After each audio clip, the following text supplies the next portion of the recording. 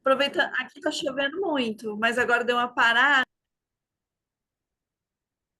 Senhor Jesus, Pai de misericórdia e bondade, nesta noite, segunda-feira, eh, estamos passando, né, pelo carnaval, porém muitos não poderão estar aqui presentes, porque cada um numa atividade. E nessa noite eu venho pedir o Evangelho, ó, venho pedir a espiritualidade para abençoar nosso Evangelho no lar. Peço aos mentores e anjos da guarda para que estejam presentes e que nos abençoe, que nos tragam bastante sabedoria na palavra de hoje, que possamos aproveitar da melhor maneira possível e agradecer, né, pela vida. Agradecer pela família, agradecer pelos amigos, pela oportunidade de aprender aqui, né? Junto com todos. E, e pedir sempre a Deus força, foco, fé, sabedoria, coragem. A gente tem que ter muita coragem para enfrentar tudo, todos os desafios. E, e a palavra de hoje fala muito sobre os desafios da vida, né? Então, nós estamos aqui no capítulo 5, né? Bem-aventurados os aflitos, e vamos falar do texto das causas anteriores das aflições. E estamos aí no parágrafo 8. As atribulações da vida podem ser impostas aos espíritos endurecidos, isto é, teimosos no mal ou muito ignorantes, ainda incapazes de fazer uma escolha consciente, mas são livremente escolhidas e aceitas pelos espíritos arrependidos que querem reparar o mal que fizeram e tentar fazer o bem. Há exemplo daquele que tenta, tendo feito mal, sua tarefa pede para recomeçá-la, para não perder o fruto do seu trabalho. Essas aflições são, ao mesmo tempo, expiações do passado, que nos castigam e provas que nos preparam para o futuro. Rendamos graças a Deus que, em sua bondade, dá ao homem a oportunidade da reparação e não o condena irremediavelmente pela primeira falta. Então, nesse pedaço aqui, ó, eu gostaria muito de explorar nesse parágrafo, explorar esse último parágrafo aqui, que fala: rendamos graças a Deus que. Aí fui pesquisar sobre, porque eu achei muito interessante esse rendamos aí, né? Rendamos, lógico, vem de render, mas aí eu fui pesquisar e fala que é um convite de gratidão universal pelas experiências da vida, inclusive as desafiadoras, reconhecendo a bondade divina em todas as ocasiões, né? Então, eu achei muito interessante isso, né? Falar da gratidão nesse momento em que fala das tribulações. É, em meio às tribulações, em meio ao aprendizado e à reparação. A escolha, né? As escolhas permitidas por Deus e, e o processo espiritual, como que funciona para a gente poder estar melhorando, né? Eu acho que é mais isso mesmo. Eu vou deixar para o Edmilson explicar que ele é mestre.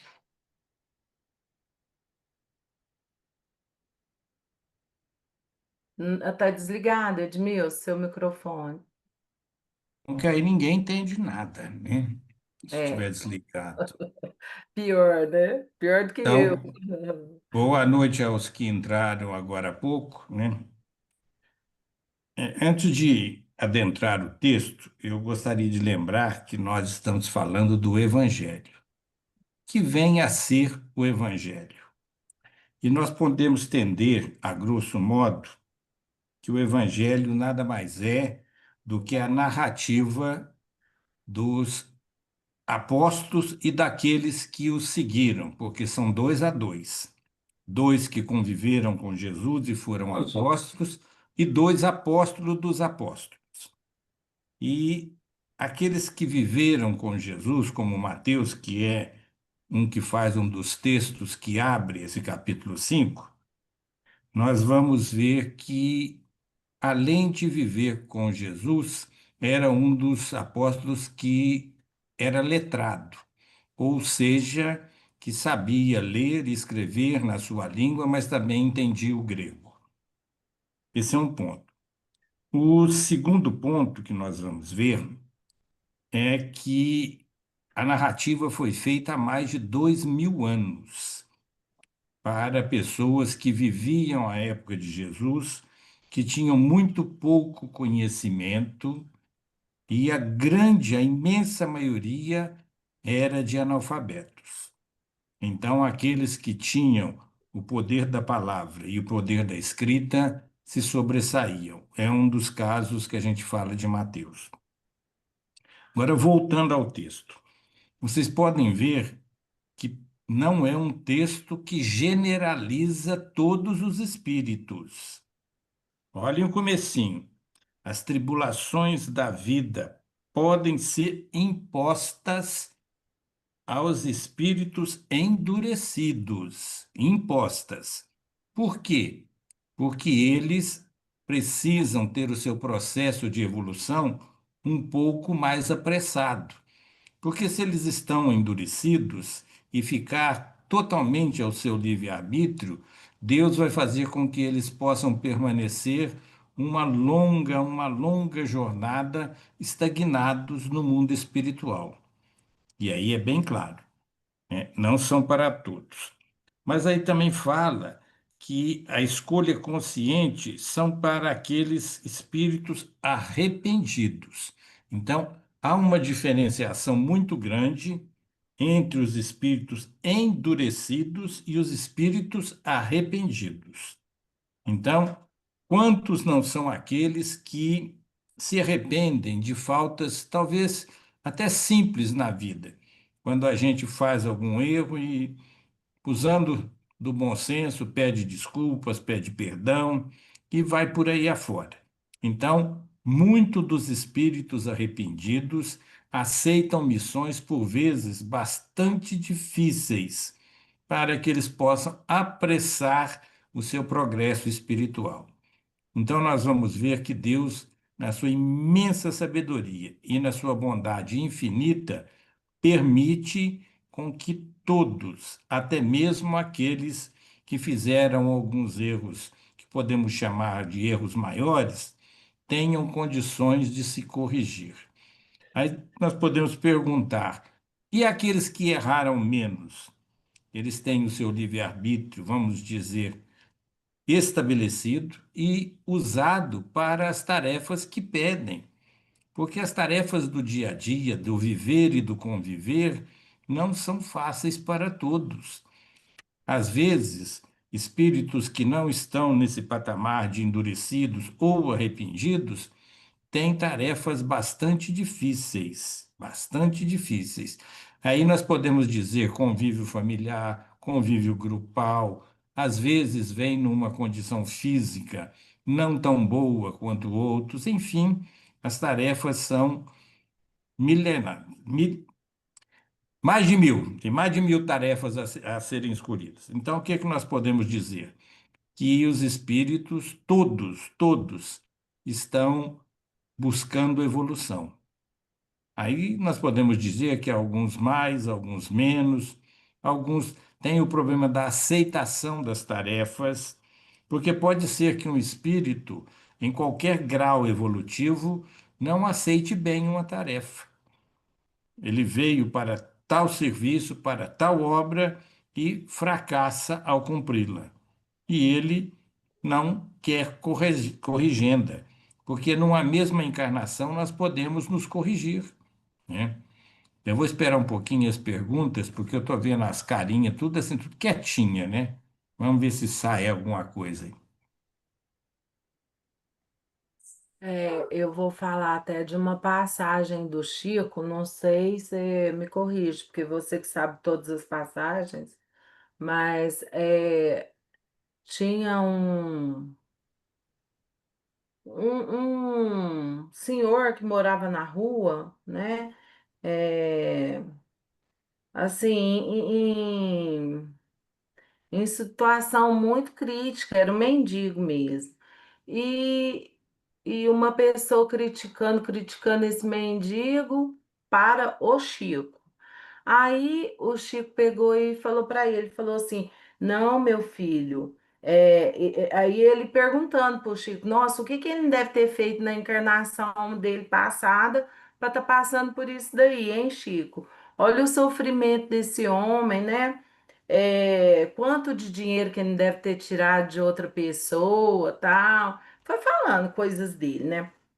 O Chico, muito inteligente, até escrevi aqui um pedacinho para me lembrar. Aí, muito inteligente, muito sábio, pegou e falou assim: não, meu amigo, você está muito enganado. Aquilo ali não é uma expiação.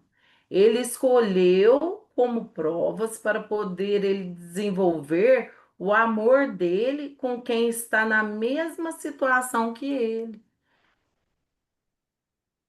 Chico respondeu isso. Gente, o Chico estava tão acima, mas tão acima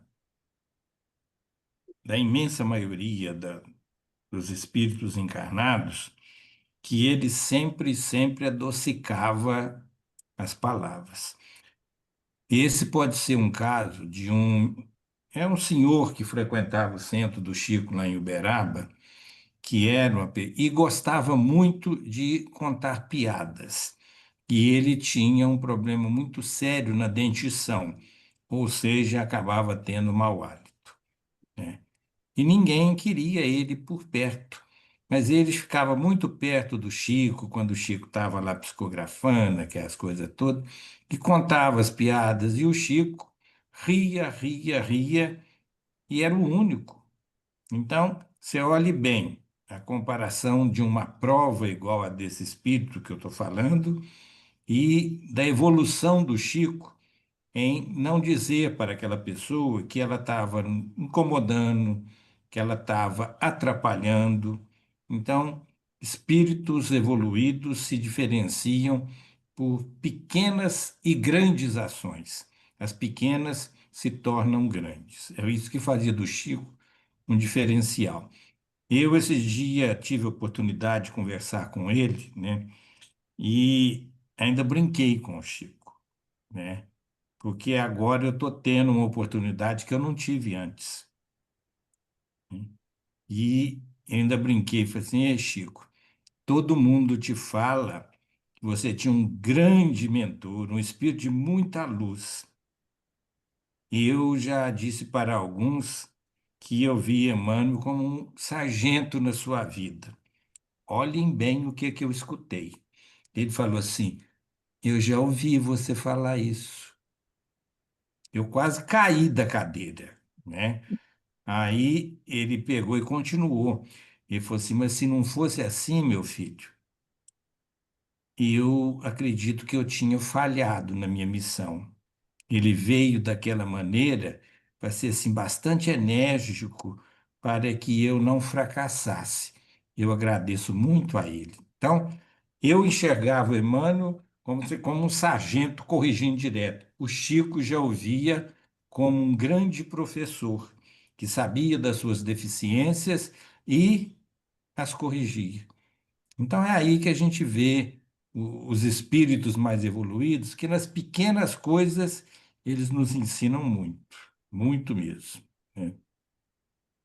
Tem Achei essa resposta passagens, dele fantástica, achei inteligentíssimo demais.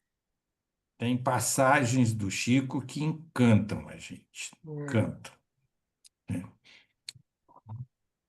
Mas alguém quer falar alguma coisa, perguntar alguma coisa? Se eu começar a É, falar do é, Chico, eu fico aqui até de manhã. Eu não, pergunto, pode perguntar, Virna, depois a eu minha pergunto. mãe é uma católica fervorosa, assim. Então, eu para ir no centro, eu tenho que falar que estou indo na casa de oração, no grupo de orações do São Benedito. E assim, ela sempre bate no teclado que por várias coisas na Bíblia fala para ninguém mexer com os mortos, que os mortos pertencem aos mortos. É isso que ela vem sempre me falar e alegar. Eu queria saber o, o que opinião dá. Que é isso mesmo? Os mortos não mexem com mortos?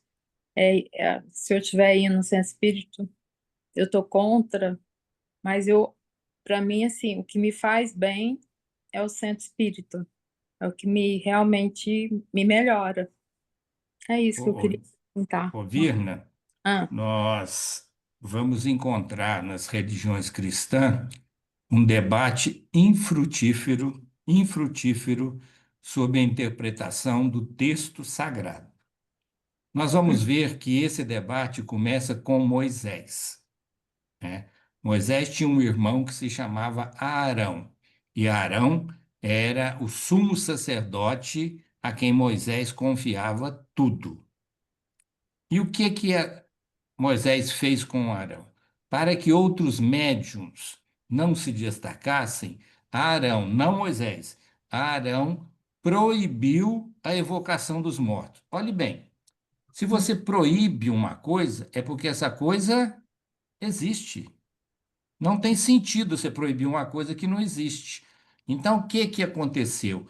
E esse texto foi mal interpretado ao longo de tanto tempo, e nós vamos ver que também, até o Concílio de Nicéia, no ano de 1312, se eu não me engano, quando Constantino redigiu a nova Bíblia, a palavra reencarnação era existente. Quem pediu que a palavra fosse trocada por ressurreição foi a mulher de Constantino. Então, ali é que teve essa mudança. E ao longo do tempo, o poder, né, a parte financeira foi fazendo com que as religiões fossem se dividindo.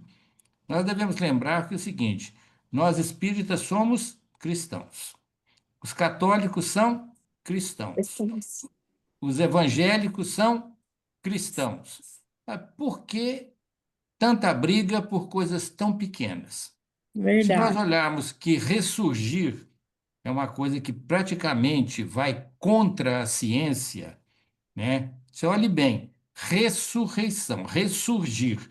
Então, aquele corpo que já se decompôs há alguns milhares de anos, que os átomos já se esparramaram, né? Como que vai fazer com que isso volte ao status quo, volte a ser o que era há 1000 anos atrás?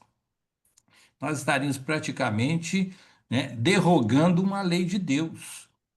Então, são coisas tão pequenas, né, que fazem com que essa guerra continue. E alguns gostam de alimentá-la. Você olhe bem, em 1600 e pouco, quando Martinho Lutero e Calvino fizeram a Revolução, né? Por quê? Pela venda de indulgências. Então, aqueles que podiam pagar tinham o céu garantido. Aqueles que não podiam, a eles era dado o purgatório ou diretamente o inferno. Então, nós temos que ver que nós hoje não devemos nos preocupar com essa guerra tão pequena que está fazendo ainda com que milhões e milhões de espíritos fiquem estagnados. Deus nos colocou aqui para evoluir, não foi para degladiar, né? Essa busca constante é uma coisa, né? E, como você disse agora há pouco, você está se sentindo bem no centro. O centro só te está fazendo coisas que estão para te melhorar, para fazer com que você se eleve. Aham. Será Verdade. que isso é um lugar ruim? Então, Não, olhe bem de jeito nenhum. o quanto as pessoas, às vezes, né? E você pode ver o seguinte: eu já tenho um pouco mais de idade que a maioria, né?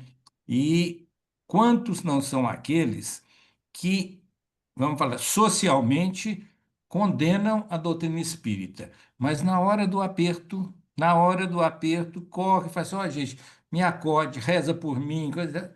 Então, É todos nós temos o nosso papel cristão, todos, né? verdade. Obrigada. Nada. Explicação. Marcinho não vai perguntar nada hoje, Marcinho? Enquanto ele não pergunta, eu vou perguntar. Aqui nessa vida, o que a gente faz algo de bom que a gente faz. A gente já está ajudando a próxima reencarnação, que seja daqui 100 anos, 500 anos, sei lá quanto. As ações daqui da Terra, hoje, da existência, ela reflete na reencarnação? Há muitas moradas na casa de meu pai. Isso foi Então, dito quer pelo. dizer que a gente vai para outro patamar. Calma, calma, eu comecei a responder. Isso foi a resposta que Jesus deixou para todos.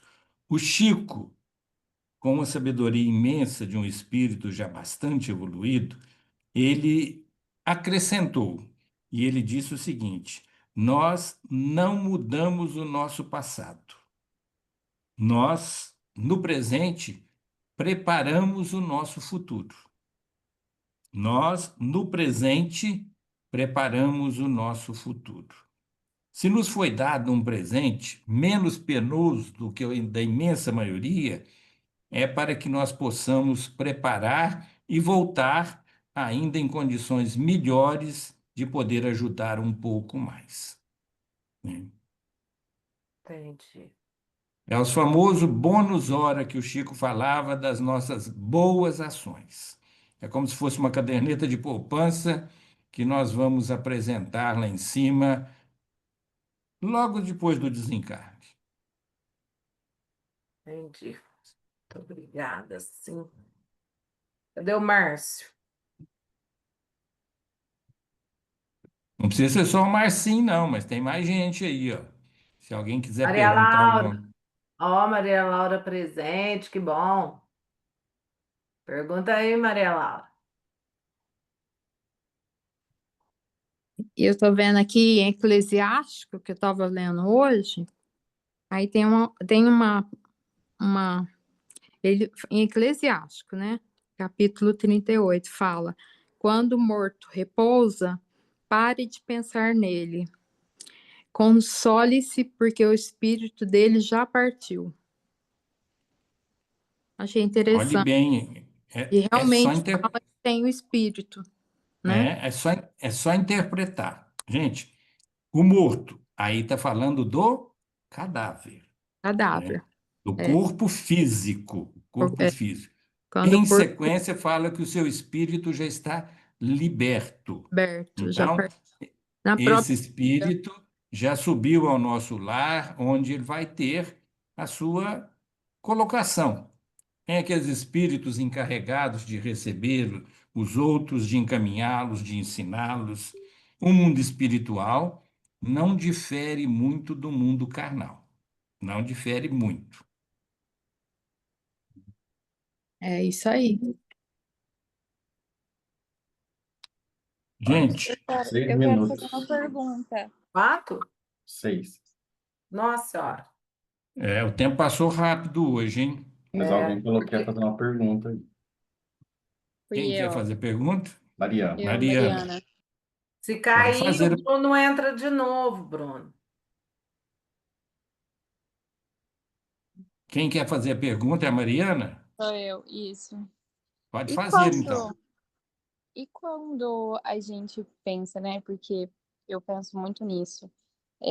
quando a gente pensa nos pacientes em coma, aqueles pacientes que não vão voltar, que a gente sabe que não vai voltar, que estão assim, não em coma, mas que já morreram, né? Que estão faz 8 anos, 5 anos daquele estado, que a gente sabe que não vai, que não tem volta. Eles morreram aqui e eles não estão mais aqui? Olha, coisa não funciona bem assim, não, né? Eles desencarnaram aqui e os espíritos, na sua grande maioria, ficam na erraticidade em volta do planeta. Existem as colônias espirituais, onde esses espíritos vão ser recebidos, vão ser preparados para um novo reencarne quando necessário. Então, não é ida sem volta, não. Então, a gente tem que nos, nos cientificarmos disso. Pai, mas eu acho que ela falou do espírito que ainda não desencarnou. Ele está em É, eu também coma entendi. num tempo prolongado, mas ele não desencarnou. Ah, não. Daí é os casos, por exemplo, que nós temos aí quantos espíritos ficam nessas UTI da vida, né? Mas estão no corpo, né? E eles estão preparando. 1 milionésimo de segundo é importante para o espírito no momento do desencarne. 1 milionésimo de segundo. E nós vamos ver o seguinte: vocês já viram quanto deve ser difícil para um espírito estar ali no corpo, vendo o que está acontecendo ao seu lado, mas está encarcerado no corpo. Mesmo Mas Sim, é assim, a ele porque sente. missão, não é? Oi? É a missão. Também é uma prova, é muito mais prova do que missão. E nós vamos ver o seguinte, só para completar. Dentro da doutrina, nós temos três coisas que a doutrina não recomenda, não aceita, para não falar proíbe, né? Aborto, pena de morte e eutanásia, porque eles são contrários à lei de Deus de nascer, da oportunidade de nascer. Gente, o tempo hoje passou rápido demais, Mas demais. o texto Nós foi estamos muito bom. ainda não fizemos nem a fluidificação da água. Então, quem gostaria de fazer, mas bem rapidinho, não vamos demorar, nós não tem tempo de Eu, encerrar. eu Tá tudo queria certo. aproveitar isso que a Mariana falou aí e entender um pouco essa parte do coma. Tipo, a pessoa ali, o corpo físico já não consegue voltar, igual ela falou, né? Pela ciência, tudo. Mas por que ela passa por aquilo ali? Seria como se fosse um tratamento que o espírito precisa passar antes de desencarnar? Uma prova, uma prova, né? Provação. É. Eu Uma acho que missão. E com outra coisa, é necessidade. Não comecem a pensar que é uma injustiça de Deus aquilo. É uma prova que vai fazer com que o espírito cresça e aprenda um pouco mais. Certo, E obrigada. quem que vai fluidificar a água? eu quero. Então, pode fazer. Não, não sei fazer. Faz do seu jeito, do seu jeito. Eu não sei, eu nunca fiz Ué, isso. faz É a primeira assim vez. que aprende. Faz a Como que, primeira vez. como que faz isso? Eu não sei como fluidifica. Não sei fazer. Oração. Hã? Então, eu vou fazer para que você veja e na próxima reunião você faz, tá certo? Próximo passo, Então, certo. vamos impor as nossas mãos sobre a água, fazer um pensamento bom no Jesus mais bonito que nós possamos mentalizar e nos dirigir a Ele. Senhor Jesus, bom e amado Mestre.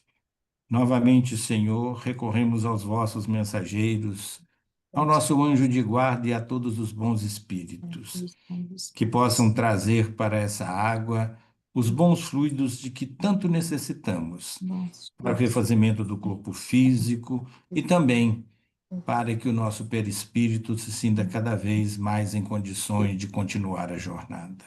Senhor Jesus, nós, em agradecimento, pronunciamos uma prece. Ave Maria, cheia de todas as graças, o Senhor é convosco. Bendita sois entre as mulheres e os anjos. Bendito é o fruto do vosso ventre, nasceu Jesus. Santa Maria, Mãe de Jesus, rogai a Ele por todos nós, hoje e sempre. Que assim seja. Que assim seja. Gente, nós estamos praticamente em cima da hora, então o mantra de toda semana é pedindo que aqueles que possam estar no centro à quarta-feira, para que nós possamos recepcionar e dar oportunidade a tantos que necessitam de um pouco de carinho, um pouco de paz e de muita esperança. Quem vai fazer o Pai Nosso para encerrar? O